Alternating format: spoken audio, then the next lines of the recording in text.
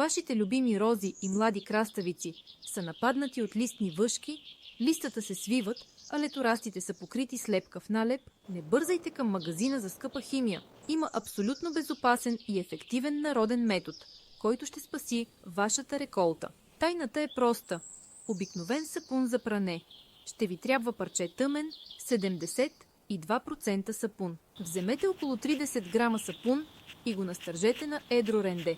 Получените стърготини залейте с 1 литър гореща вода и разбъркайте старателно до пълно разтваряне. Ще получите концентриран маслен разтвор. Сега този концентрат трябва да се разреди, като общият обем се доведе до 10 литра с чиста вода. Разбъркайте всичко добре и го прелейте в градинска пръскачка.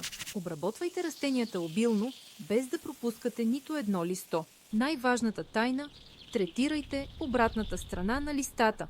Именно там обикновено се крият цели колонии от листни въшки. Процедурата е най-добре да се извършва рано сутрин или вечер при безветрено време. Това е необходимо, за да не изгори разтворът листата на слънце.